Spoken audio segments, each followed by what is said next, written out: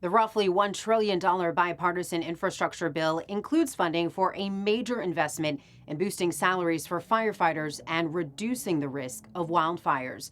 If the House passes the bill, $600 million will be allocated for higher wages, while the remaining $8 billion would go toward fire risk reduction and restoration.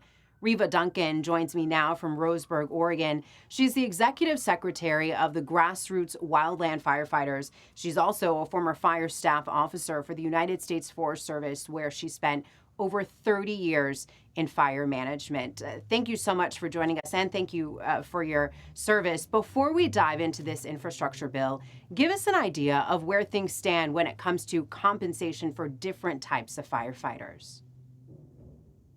Good morning from Oregon. Good afternoon to you, and thanks for having me, Elise.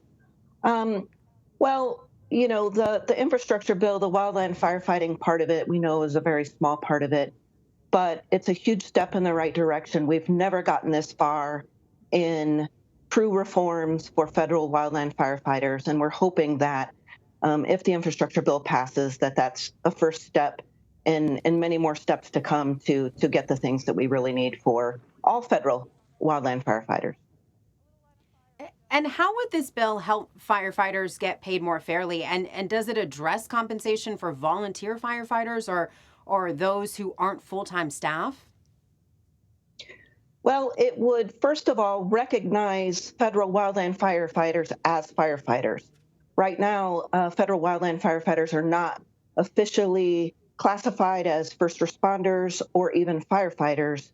Most of them are forestry technicians.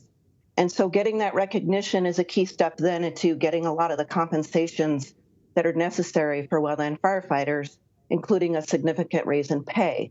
It for now is only addressing federal wildland firefighters.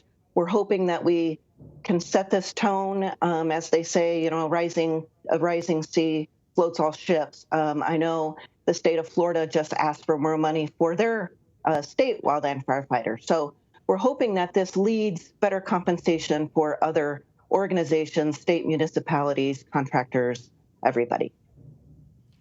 How has the job of firefighters changed as we see more extreme weather because of climate change? Well, it used to be a pretty short season. I mean, it's all relative now. But typically the Western fire season was July, August, maybe mid-June, maybe to mid-September. And now, of course, we're seeing fire season start much earlier. May and June, we're having large fires that last for months. And now the fire season goes into October, November often.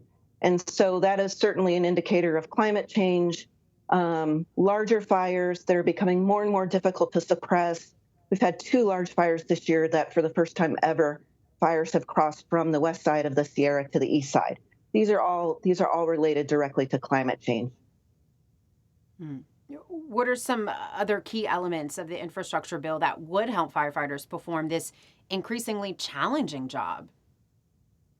Also, certainly better health care.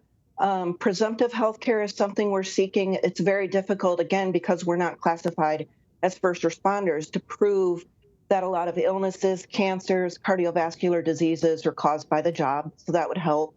The reforms with that, and significant reforms with mental health care providing to wildland firefighters. It's a very, very difficult job mentally, being gone from families for months. The divorce rate's high, the suicide rate's high. Wildland firefighters are exposed to a lot of traumatic events. And so it also provides a lot better mental health provisions in the bill. So these are some of the key things we're looking at.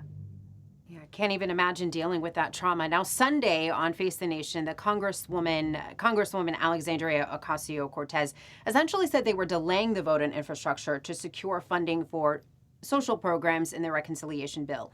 Do you think they're potentially hurting the people we've been discussing by linking these 2 bills?